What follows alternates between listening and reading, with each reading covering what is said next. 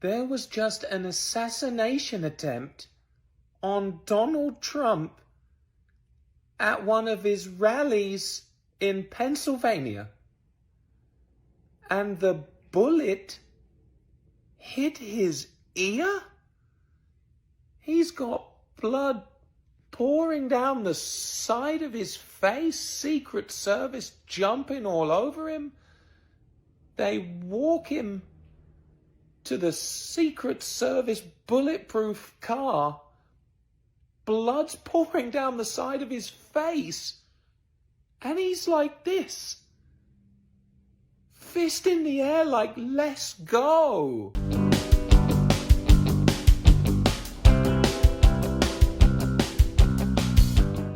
Welcome to my channel, Outspoken Samantha. If you are new here, welcome. I do appreciate you clicking on the video to watch it.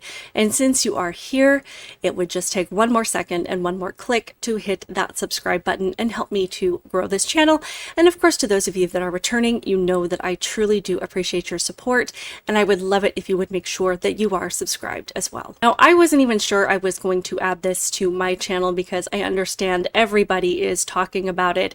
And I'm sure that you have heard a number of different perspectives already, but I just felt like it was something I wanted to add to the conversation. I wanted to participate in because this truly is just a horrifying event, and not just because this was against a Republican president or presidential candidate, but because this happened at all. And it would be just as egregious if it happened to Biden, if this attempt was made against him, as it is because it's happened to Trump on a moral level, on a level of values, as on a level of who we are as human beings and who we want to be moving forward. It is egregious and definitely a giant leap in the worst direction possible. Now, as I've listened to a number of people talk about this, I've heard a lot of people say that this was bound to happen based on the rising temperature in this country, specifically when it comes to political issues. And I do have to agree with that. When you consistently tell people that this man is dangerous, that this man is a dictator, which he is not, and you associate this man with danger on every possible level, you are going to break people's brains. Of course, not everybody. In fact, a very, very small percentage of people actually have the capacity to be able to do something like this. But we are talking about how the most mentally unstable people in this country feel very emboldened right now. But before I go any further, I do want to clarify. The actions are at the feet of the person who does this. They rest solely in their hands. You are responsible for the things that you choose to do, regardless of the messaging you hear around you. However, when you are constantly stoking fire and constantly riling people up and making them literally feel in danger for their lives, based on whether or not this person gets into office, things are going to happen. They are going to feel inspired, and not only inspired, but justified to do things like this. But then you also have to add on the fact that apparently violence has become this normal response as a way to handle people that you disagree with, or as a way to silence political opposition, which is the actual definition of fascism. And when you repeat messages like that, when you consistently allow people to destroy cities and to destroy businesses and to burn things down and to make threats, when you have college campuses that are allowed to get away with calling for the genocide of certain groups of people, when you have people that feel emboldened to go on TikTok and even make this suggestion of taking out a candidate because they are afraid of him winning an election. When you have all of this stuff going on and there's no real repercussion, at least not enough to tell people that maybe this isn't a good idea, that if they do these things that they're going to have to pay some kind of price for it, that there's going to be criminal and legal action against them, when they know that they can say these things and fuel these ideas in their brain with no real consequences, eventually something is going to happen. When we hear the media constantly repeat that Trump is a threat to democracy, which he's not, because for one thing, we're not a democracy,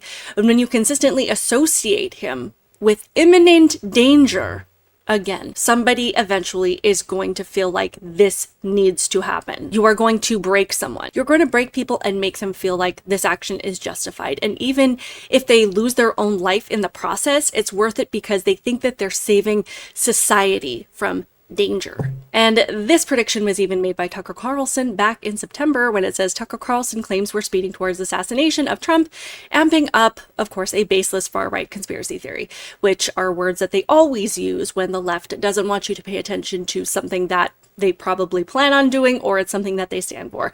Because as we know by now, everything the left accuses the right of doing, it's exactly what they are doing and 10 times worse. And just as a disclaimer, no, I am not blaming anybody on the left or in the Democrat Party for the actions of this absolute lunatic that fired shots at President Trump, but I am just saying, as I said, this does not come as a surprise. But it is astonishing to me how many acts of violence, destruction, chaos, and mayhem that we've not only seen from the left over the last several years, but how many have actually been encouraged by the left. This occupant of the Oval Office poses a clear and present danger to our future, to our democracy. If you see anybody from that cabinet in a restaurant, in a department store, at a gasoline station, you get out and you create a crowd and you push back on them. Yes, I have thought an awful lot about blowing up the White House. I just don't even know why there aren't uprisings all over the country, and maybe there will be. People need to start taking to the streets. This is a dictator. You know, there needs to be unrest in the streets for as long as there's unrest in our lives. Enemies of the state.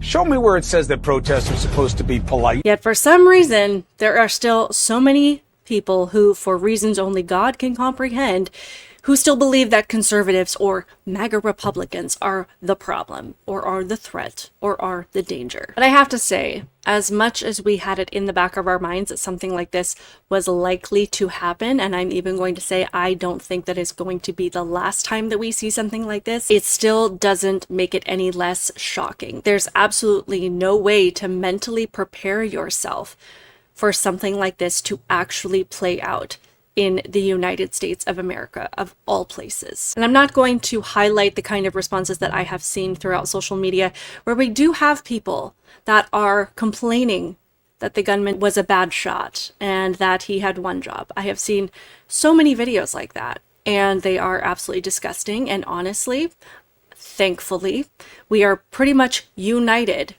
on the Republican and Democrat side of the aisle. The sane people of this country are united on the fact that this is completely unacceptable.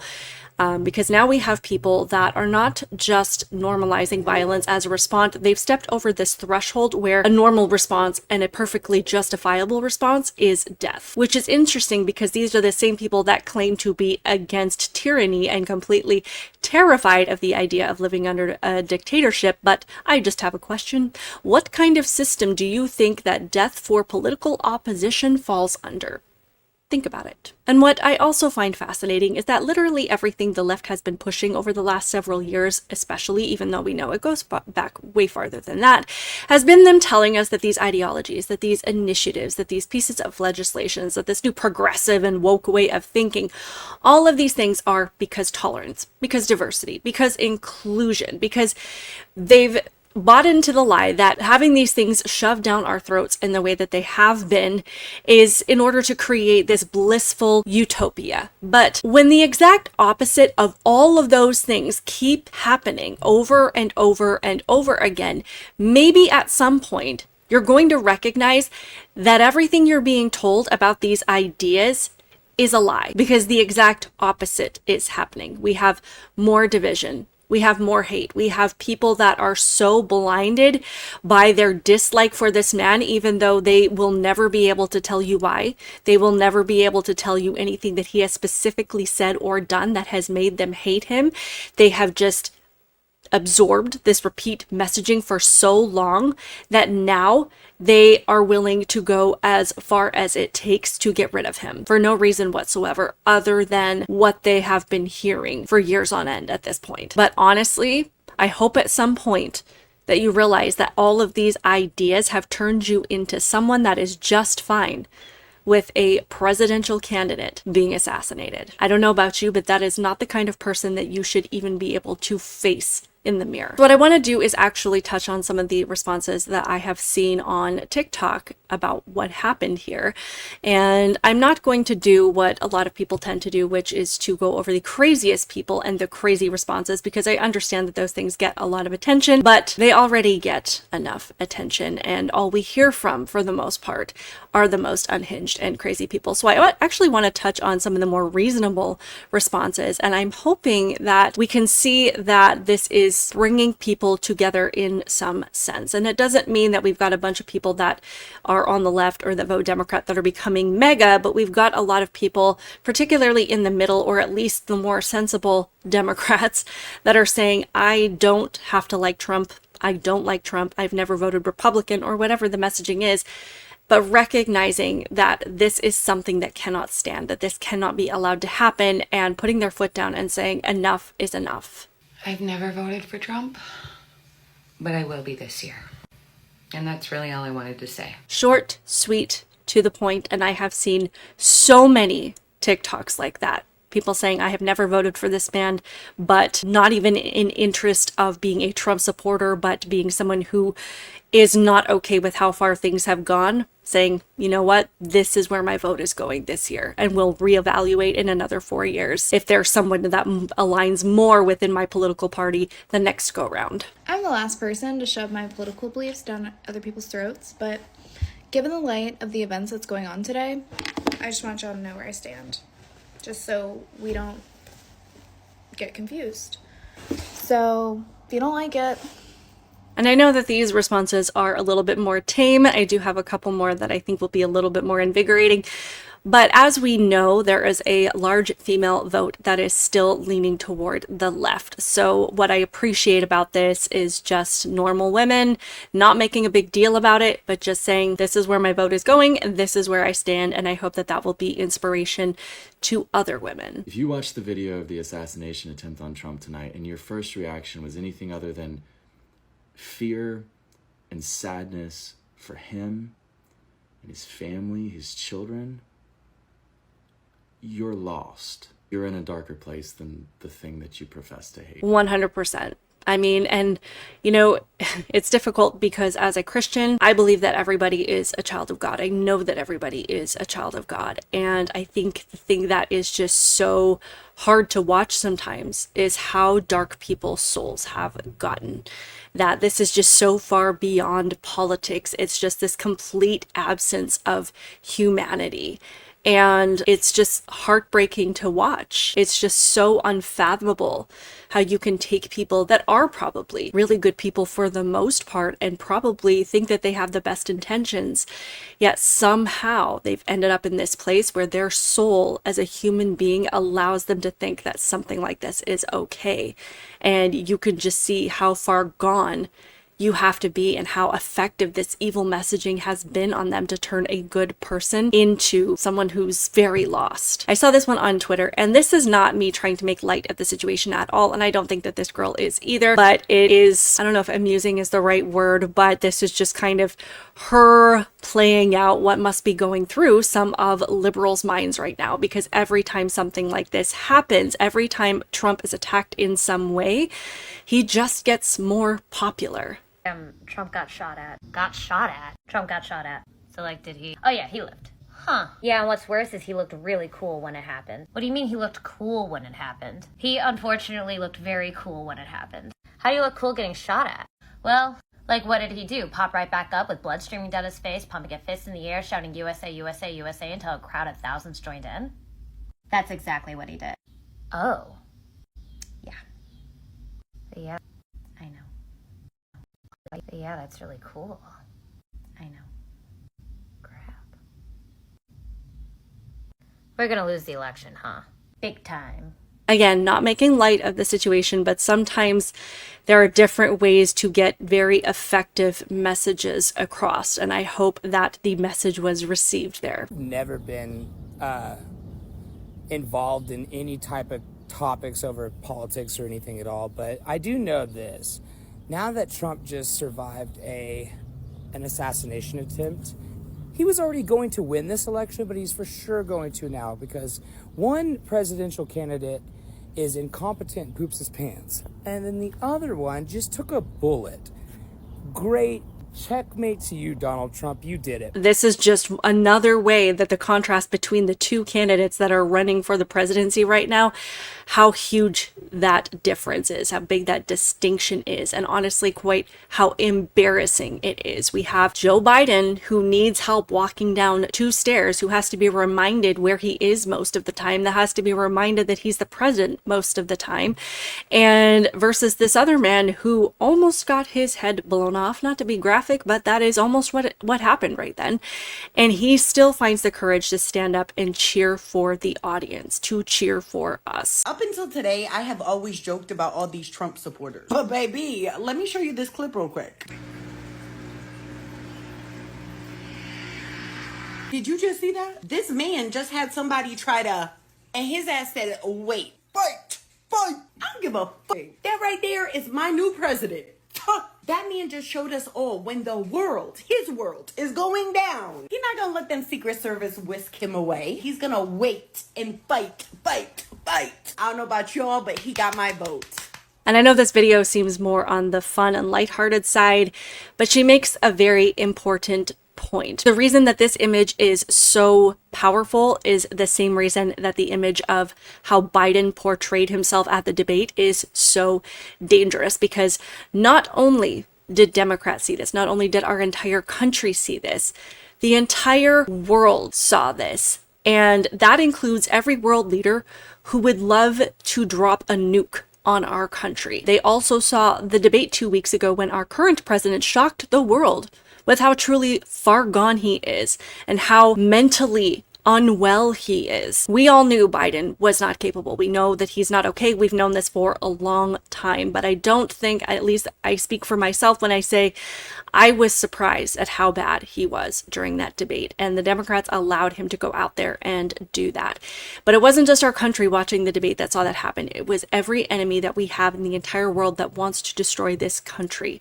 And they were just rubbing their hands with excitement with how weak our leader is. And then you end up with this candidate who has a bullet graze his ear, and his response is to stand up and encourage the people around him. He's got blood on his ear, blood going down his face. He needs to get off the stage and get to safety, yet he is not concerned about himself. He is concerned about people being concerned for him. And I was watching Ben Shapiro talk about this, and he said, you know, this is not a response that you can teach people. This is something that is in your blood. This is who you are as a person. When things are going down around you, when it becomes personal, when your life is on the line, you still stand up and fight. And that is who we need as a leader of this country, for my safety, for your safety, for Republican safety, for Democrat safety, for the far left extremists, for their safety, for all of us to have a successful and thriving country. We need somebody that doesn't stop no matter what, and that still encourages us regardless of what is coming down around him. And this image right here made every one of our global enemies poop a brick. Now, just to wrap things up, I do want to give some attention to this man here who was in the audience and actually did lose his life in the crossfire. It's been said that he was hit and died pretty much instantly. They did interview a physician that was on site, an emergency room physician who was able to tend to him, but said this man was pretty much immediately gone. This man's name is Corey, and I know that I'm not going to say his last name correctly. It's Comparator, and he was a former fire chief. He reportedly shielded his wife and daughter from the gunshots with his body. His daughter Allison shared the heartbreaking moment she lost her father. And I do think that Allison's words deserve to be heard. So this is what she posted on social media. It says, "Yesterday time stopped, and when it started again, my family and I started living a real-life nightmare. What was supposed to be an exciting day that we had all looked forward to, especially my dad, turned into the most traumatizing experiences someone could imagine. I know the media will cover this event, and I'm going to try my best to stay away from looking at everything, especially because I've already seen and lived through it in real time.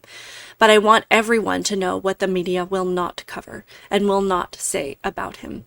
He was the best dad a girl could ask for. My sister and I never needed for anything.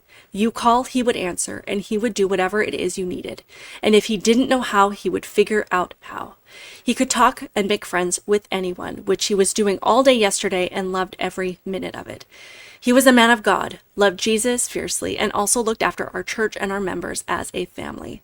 The media will not tell you that he died a real-life superhero. They are not going to tell you how quickly he threw my mom and I to the ground. They are not going to tell you that he shielded my body from the bullet that came at us. He loved his family. He truly loved us enough to take a real bullet for us. And I want nothing more than to cry on him and tell him thank you. I want nothing more than to wake up and for this to not be reality for me and my family. We lost a selfless, loving husband, father, brother, uncle, son, and friend. And I will never stop thinking about him and mourning over him until the day that I die, too. July 13th will forever be a day that changed my life. I will never be the same person I was less than 24 hours ago. There are a lot of children out there that say their dad is their hero, but my dad really is mine. I don't think I would be here today without him. Dad, I love you so much that there aren't enough words to express how deep that love goes. I know you'll give heaven some hell. I know that God is proud of the man that came to his gates yesterday. And we absolutely need to be praying for this man and for his family. It is so incredibly sad and tragic that this happened. So I think it was important to share a variety of responses from social media, and not just the ones that are unhinged, not just the ones that remind us how dark some people have gotten, how close to the edge they have been driven to. And I think it's important to see that there are things that we still can be unified on. In some ways, it does remind me of the events after 9/11. You remember how people came together of this truly horrific attack on our country, and we didn't talk about politics. We didn't talk about right versus left and presidential candidates and campaigns. We talked about America and what we stood for. And no, I don't think that the unity around this is even close to the same as what happened at that time. And I truly am sad for people that weren't old enough to see that happen, because it's something that so many people today, particularly, Gen Z, Gen Alpha, a lot of millennials, they probably have never experienced in their lifetime. But we still have the capacity to have that unity, because there are so many people coming forward and saying, I'm tired of being silent about my politics. I'm tired of trying to preserve all of these relationships and being afraid that people are going to cut me off if I say what I believe in, which is horrible. And if you are that person in someone's life that makes them feel afraid to speak out, then you need to reevaluate who you are, because that's not okay. But people have come together to say that this is not who we are as a country. These are not the morals that we want to live by. This is not the system of justice that we live under. Laws matter. And having a fundamental understanding of what is right and wrong creates a safer society for everyone. We cannot have order and safety and prosperity for everyone if we have people that feel justified in doing what they want just based on their feelings. And I know that we talk a lot about, doing what you want based on your feelings in the context of this whole gender madness, where people think that because they feel a certain way that they can force everyone else to accept it. But this guy that carried out this heinous act, he acted out of his feelings of fear and anger. And there are a lot of people, clearly, because of their feelings of fear and anger, feel that he was justified, which is absolutely astonishing to me. And this just highlights how important it is that we have law and order, that we have equal application of the law, that we understand what the law means, that we understand what right and wrong means, and that we understand that teaching people what is right and wrong is not a tool to oppress them or keep them from doing what they want to do, but actually to have a fundamental understanding of how we operate as a country and how we treat each other and the boundaries that we have and the lines that we will not cross. We need morals. We need direction, because the ideas that have been normalized in this country that go far so beyond those things. And yes, liberal universities, I am looking at you. We're seeing exactly what happens when we abandon all of those things, and it hurts everyone. So that is what I wanted to touch on today. That is what I wanted to contribute to the conversation. I am praying for the family that lost their loved one yesterday. My heart is truly broken for you. I am praying for this country because I love this country, regardless of what has happened over the last few years, regardless of what people are being taught and the false ideas that they are being taught about this country. I love America, and this kind of stuff cannot be allowed to happen. It cannot be encouraged to happen, and we need to return to seeing each other as human beings and basing our decisions and our beliefs on that. Please leave your comments below. I would love to hear your thoughts and feelings about this, because I know that, you know, it's just really sad and people have a lot of feelings about this. And I hope that in no way it sounded like I was making light of this situation at all. I just wanted to present some of the voices that I have heard that have given me a little bit of encouragement. Please be sure to hit that like button. Make sure that you are subscribed. Just as a little heads up, I will be traveling for the next 2 weeks, so if I upload at all, it will be scarce, or it might just be shorts at this time, but please hang in there. I will be back full steam ahead, probably in about 3 to 4 weeks when my kids go back to school, but I appreciate you hanging in there. Check out some of my other videos. I do try and talk a lot about a very important subjects. Keep it real, guys. Make sure that you are subscribed, and I will see you in the next one. Bye.